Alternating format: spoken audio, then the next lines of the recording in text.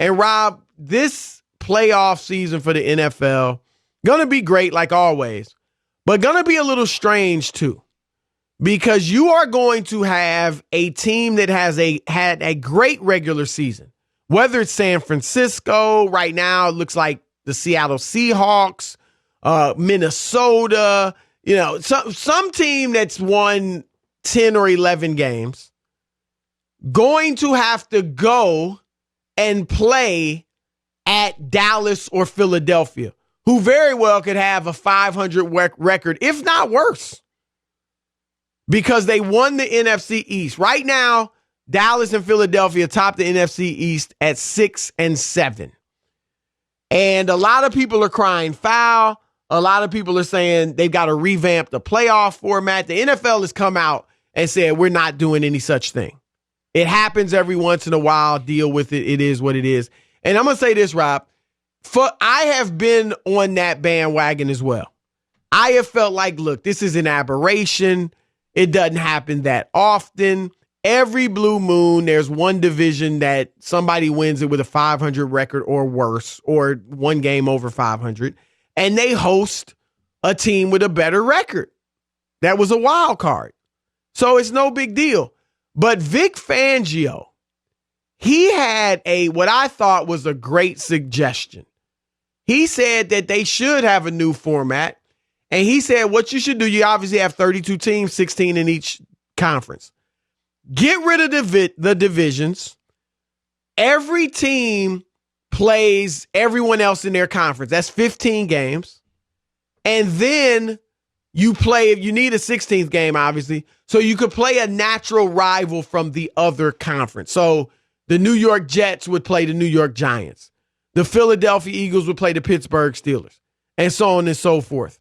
So I actually thought that was a really good suggestion. So you would even out the schedule, and then you just take the best 6 teams in each conference, and that's your playoff format. I like it.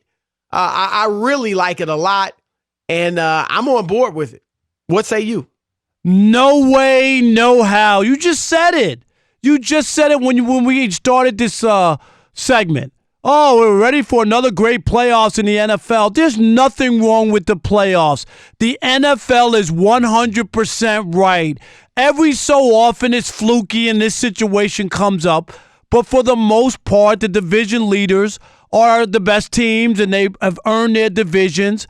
And you want to have the rivalries in the division, like that AFC Central, with Pittsburgh and Baltimore and Cleveland and whatnot. You do want to have that. Pittsburgh, Cleveland, it's a one-sided rivalry. But you still want those kind of things where you have these teams that you play against, the Bears and the Packers. You don't want it like that. I'm sorry. I'm not buying into that. I love that. Those rivalry games, those games you look forward to. Always trying to fix something that's not broke. Well, nobody's complaining about the play. There's nothing wrong with the playoffs. Well, people are complaining. No, they're not. There's a handful of people. About Dallas or Philadelphia. So what? One year they had a bad year. I get it. It happens every few years. It does every so often, but it doesn't. If this was happening every year, Chris, then maybe I would buy into it. But it doesn't happen every year. There are down years sometimes. Nobody seems to complain. Nobody seems to complain and want to change it when the Patriots win the AFC least every year because of Jets, Giants, and you've complained about it because the Jets and those teams are terrible. You've complained about it, I'm right? saying, but most people don't, and they just accept it. That's how it is. Well, right. Look, I agree with you. Obviously, it's not broken. If they just go on as it is for the next 20, 30 years, nobody's going to complain because you're right. It's great. However, the goal of the whole season is to find out who the best team is and to reward the teams for the regular season. And I think the best way to find that out is to have an even schedule. That's undeniable. I mean, the Cowboys are 6-7, and they already have an advantage over other teams because they're playing their weak division schedule, and they still can't be above 500. A team like that, in the ideal world, again, I'm not going to protest it because they're going to make the playoffs, them or the Eagles, but in an ideal world, when the whole goal is to find out who's best, That is more fair. It is more fair to have everybody play the same schedule in their conference and then the best 6 teams go.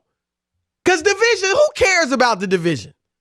Really? Winning your division crown means nada. There's a thing called tradition, and to just traditions always change all the time. No, but there's some that should stay the same. And in this one, leave it the way it is. Football is fine. I love the rivalries in the divisions and the division rivals and foes. Stop stripping everything away from the game because one little situation people didn't like, and they're mad because the Eagles or the Cowboys who aren't that good are going to somehow host a playoff game. It doesn't mean, you know what?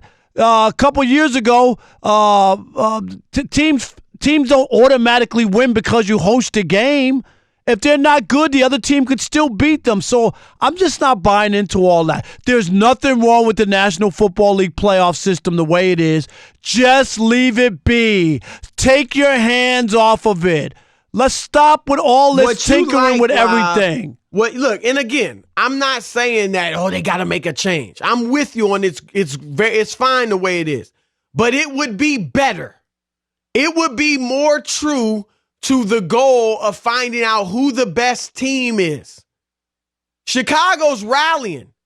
They could be a better team than anybody in the NFC East, but they may not get in the playoffs. Not because they're not better than Dallas or Philadelphia, but because they had a tougher schedule. That's it. And that's not how you find out who the best team is. And it's the same for the NBA. We've been saying it for years. The West is so much better than the East. But there were years it was the flip. It was flipped before. The West has been better for 20, 25 years. All right, and at one time the East was better for 20 or 25 years. No, it wasn't. It wasn't. It wasn't better that long. The West is generally better than the East. The East might have the best one team, but the depth of the West has generally been better. And it's all about finding out who the best team is. That's what's fair to your players. These guys bust their butts. I don't have blood, sweat, tears to see who's best. I think it's over. And I think you should put them in the best situation. I think that's all overstated. It's just about you play the schedule that's in front of you and the best team, whoever. If you play the best game on that Super Bowl night, even though you might have been undefeated, it was just like the Patriots. They blew everybody away. They were 18-0. They played the Giants, who got in as a wild card or something, and the Giants weren't even that great that year other than their defense. And you know what? Was that wrong? Oh, no, that's fine, because the Giants earned it. The Giants earned their way there. But they weren't. Why are they playing a team that wasn't as good? Best 2 records in the Super Bowl. and that's my point. It doesn't matter. But they should be in the playoffs. No, the best team should make the playoffs. I totally disagree. I love the way it is set up. Here's the thing. I don't have an issue with these rivalries. What people really care about is good teams playing against each other. When Pittsburgh plays Cincinnati, when I was coming up as a kid, as a big-time Steelers fan, that was a rivalry. I lived in Cincinnati rooting for the Steelers, and it was a big-time rivalry because the Bengals were good and the Steelers were great. Now, nobody cares. A few people, the Steelers and the Bengals. But nobody cares because the Bengals are horrible. I'd rather see Pittsburgh play New England. Things go up and down. You can't. Houston. Things are cyclical. The Bengals. But that's my point. The Bengals went to the Super Bowl twice during that time when they went to the Super Bowl twice. I remember when the Bengals were good. That's my point, though, Rob. The rivalries can be cyclical. I don't care about Dallas, Washington. Okay, it's a rivalry. Yeah, but with the Redskins being horrible, it's not that big of a deal. Still a rivalry game. Dallas play game. a good team in another division that's not a rival. You're so off on this. No, you are. You're just a prisoner of the moment. No, I'm because not. Yes, you are. This I'm is saying it's typical better. reaction. It's not better. I'm not saying this is broken. I'm saying that would be better. We haven't missed anything. I don't go back any year and go, it's terrible that Super Bowl team. It's terrible that the Giants won and not the 18-0 Patriots. Because if it was really done, and the Giants wouldn't have made the playoffs that year, according to your system. Think you know that. According to your system. Honestly, you can't say that. I looked it up. That year. I looked it up. They wouldn't have made the playoffs. You didn't look it up. According to your lying. system. You didn't look it up. I know you. I know you too well, Rob What? Parker. I looked it up. You didn't look anything up. Don't make me call Rob G on Rob here. G, you saw me doing my research on this, didn't you? He just shook his head. I mean, look, and I'm not saying it's broken. If they don't change it, fine. Up until I read this story about Fangio's recommendation, I was on your side. But I was like, you know what? That makes a ton of sense because really, who cares if you win the NFC East, the AFC North? It's all about getting to the playoffs and winning the Super Bowl. And again, same thing with the NBA. I would love for the NBA to even out the schedule. You play every team twice. Most teams you play 3 times. And you can't play everybody 3 times, but most teams you play 3 times. Schedule's even for everybody, and you take the best 16 records. It's about finding out who's best. It's not about some rinky-dink rivalry that isn't even important if one of the teams is horrible. Mic drop. I guess it's a mic drop. You got nothing to say. I couldn't. You doing your research? I couldn't disagree with you more. I just couldn't disagree with you more. I just think what we have going on is fine. I don't have an issue with it. So what if once in a while a team not that great wins the division and they're lucky that year, but you don't know once you get into the playoffs what could happen. So Agreed. I actually holding out hope Dallas might make a run. Good luck.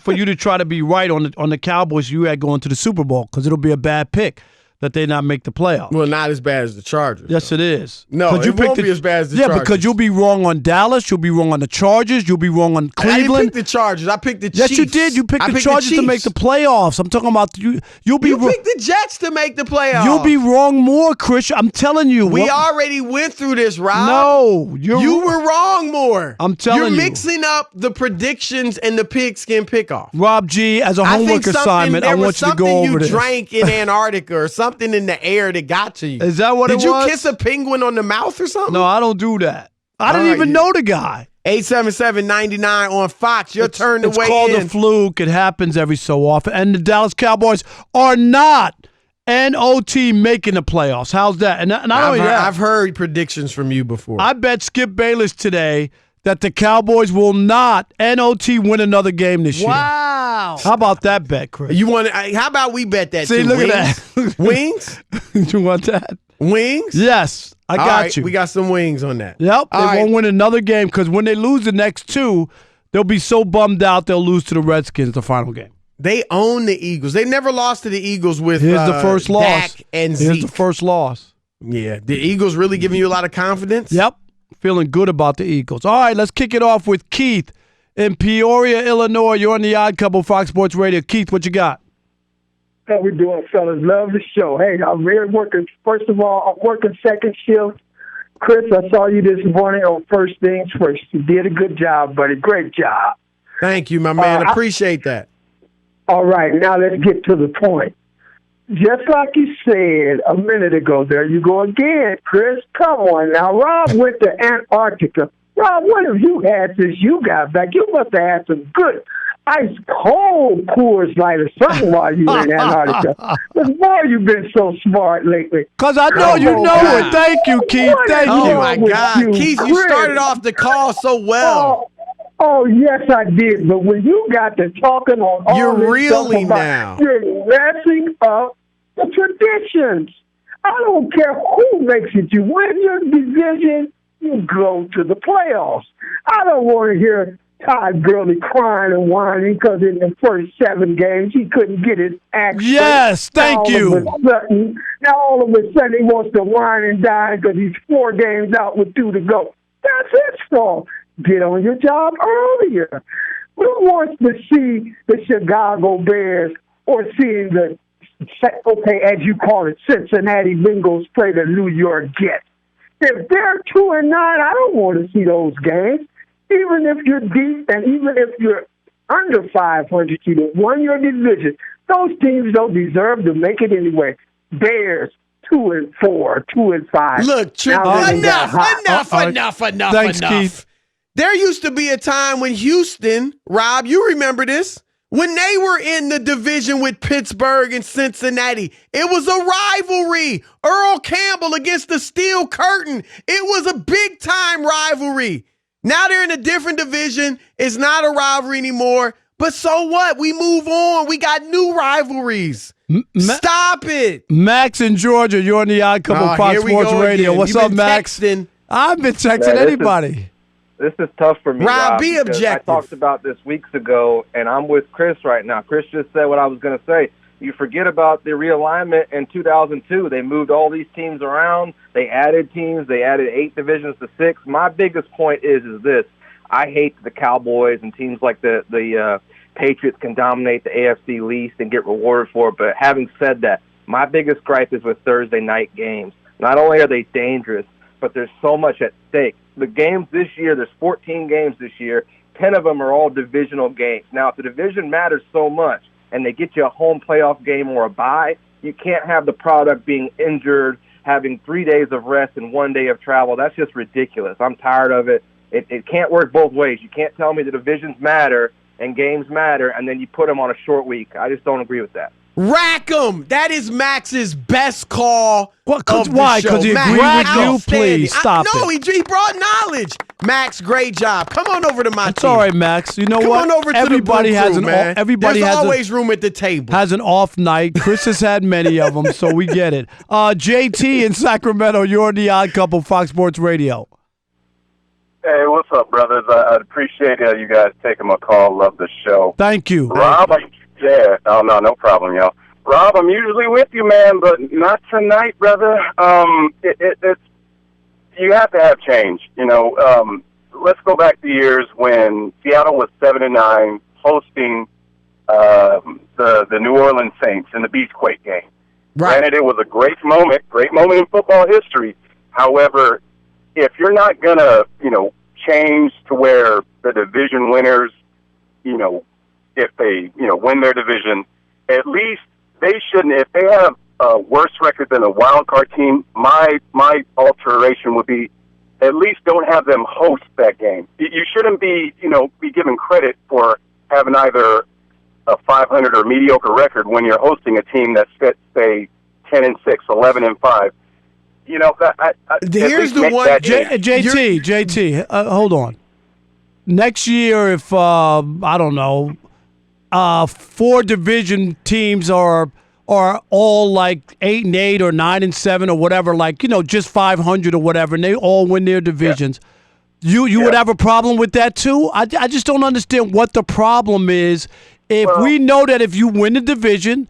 And some years they're good. Some years you have 3 teams that win 10 games. So we get it. It's just the luck or the draw sometimes that happens that way. But for the most part, this is not the norm. It's just not. Where I disagree with JT is that, look, if you're going to keep the divisions, there has to be some type of reward. To win the division. You get to host, right. Now, again, I'd love, I think it'd be fine if they dismantled them and just evened out the schedule. But if you're going to keep the divisions, you got to reward the division winners for in some way. Hey, Sean in New York, you're on the Odd Couple Fox Sports Radio. What's up, Sean? Rob, I'm with you, buddy. We got to work this out. Listen, the NFL schedule, the way it is perfect. It is flawless. It is timeless. It is cyclical. You get 6 games against your division every year. And then your division gets 4 games against one other division in the AFC, 4 games against one other division in the AFC, and then you get 2 games against similar standing conference opponents. You know what? I'm a Bills fan. I called you guys after week 2 when we were 2-0. Yeah, we're in everyone wants to call it the AFC least. We're climbing. Do you know how sweet it's going to be for me when we finally win this division and take over the Patriots? They're going to win the division. They will. Plus, the biggest the biggest problem with the Fangio is you're going to play only one team from the other conference. That means you could go 10, 12, 15 years without playing a team. Right. The longest you go this way is 4 years. It's not a good plan. Chris didn't realize that. No. You didn't, Chris. No, I did. I like the plan. No, you didn't. That's a good point, but I still like the plan overall. It's like baseball.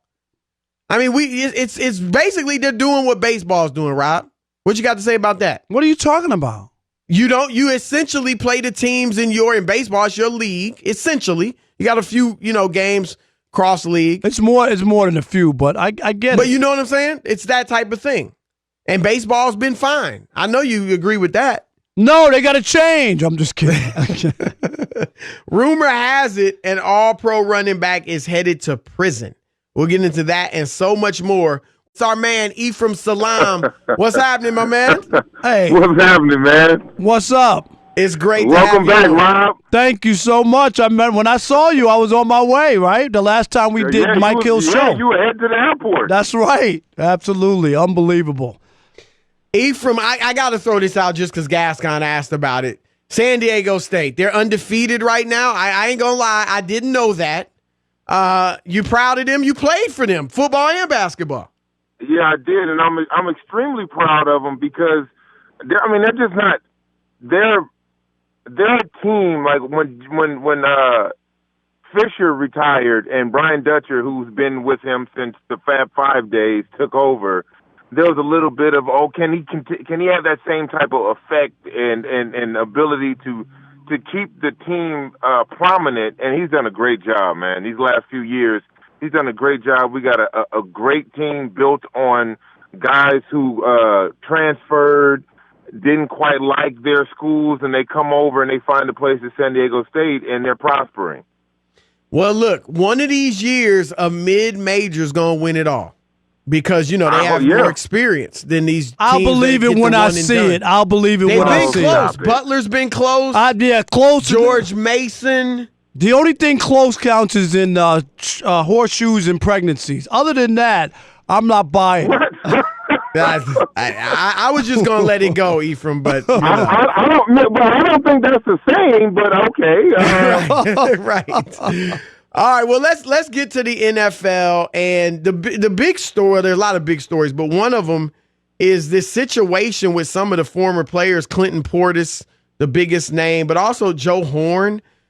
These guys are accused, about 10 former players charged with defrauding the NFL's healthcare program, basically submitting false claims to the Gene Upshaw NFL Player Health Reimbursement Account plan. And as you obviously a guy that as a former player, benefits from that. How do you view this? I mean, this must really upset you that guys are, if this is true, they're at least alleged to be defrauding the NFL program. Yeah, it upsets me, but it also goes to show that the system is flawed, right? The healthcare system for NFL players, especially for current NFL players, is great, but for retired players, once the healthcare coverage is done, once it lapses, then it's a tricky situation, and it has to be addressed. So when you hear of stories like this, it only leads you to, like, why would they do that? And so now maybe people will really take a look at the neglect that retired players are going through. Not saying that you should defraud the system and all of that, but because NFL players don't have lifetime health insurance, it opens you up to all of these crazy shenanigans when NFL execs, Roger Goodell, has lifetime health coverage for him and his family. Not to mention a $44 million contract. And you guys, Ephraim, correct me if I'm wrong, you only get it for 5 years after you retire. Am I correct? That is correct. And I remember when I got that email and the letter from the NFL insurance player benefits saying, hey, just so you know, in February 1st, the last day of your NFL coverage, it will be over, so you need to go find suitable health care for you and your family. And I didn't know anything about that because since I was 21 years old, I've been covered under the plan. Right. And going through that process, I was like, oh, my God, this is crazy. It's uncomfortable. It's difficult. A lot of guys don't understand it because they've never had to go through it. And if you have a family, you got kids, a wife, it could be a bit daunting. So it sounds like you would argue for leniency, but also are there any talks? No leniency for rating of $34 million? No leniency. No, I don't want leniency because a crime is a crime. That's a crime. What they're doing could possibly affect the benefits that others get, and I'm not for that. No, they're hurting their own brethren. Right. Absolutely. Is there any conversation going on about, changing the system? Because as you said, it's really difficult for these guys. Yeah, and I was, this summer in July, I went and I was at the NFL offices and I was talking to the higher ups and to the people who are running some of these programs for retired players and legends of the game. And my whole main concern was, contracts and all of that, that's fine, but what about health care? Right. And I brought up the point that if you play one game in Major League Baseball, you got health care for life. For life. How is that even possible? That is unbelievable. Hey, let's go to the Patriots and their latest scandal here. Chris and I have talked about this. If it's found out that Bill Belichick somehow, some way was, had knowledge of this or was a party to this, what should happen to him under those circumstances? Considering it's a second strike for Belichick. He should be suspended for a year, right? At least he should be suspended for a year. They should lose a draft pick, and they should be fined heavily. That seems fair to me. How bad is this? Just that they're even involved in this, considering that, and I think they've damaged their legacy regardless of even whatever the NFL finds, because Ephraim, just the whole notion that there are people out in NFL America who can't give the Patriots their full due because there's always something about them doing something, back behind people's backs or cheating or doing something dishonestly. Where are you on that about just the reputation of this organization, considering all the winning it's done? What did Dave Chappelle say? Habitual line crossers? Yeah, right. They are habitual line crossers, and we've seen it over the last few decades that they take on that by any means necessary a moniker. And when you're in team sports, they take on that if you ain't cheating, you ain't trying mentality. And I'm not for that because the playing field is supposed to be even. And if you have an advantage, you're videotaping signals, you're deflating footballs, or any of these types of things, that directly affects the outcome on the field. Now, if you get into trouble off the field, whatever that is, that's fine. But when you start messing with the integrity of the game, that's the problem. And that's why these penalties have to be swift and they have to be steep. Bravo. No doubt about it. And you just mentioned the magic word, the integrity of the game. When people aren't sure what they're watching is real, you got wrestling. And that's not what people want. Ephraim, quickly, a lot of people are complaining that the Cowboys or the Eagles, with either a 500 record or maybe even below, are going to not only win the division, make the playoffs, but host a playoff game against a team with a much better record. And I know this is kind of an aberration that happens every few years or maybe even not even that often.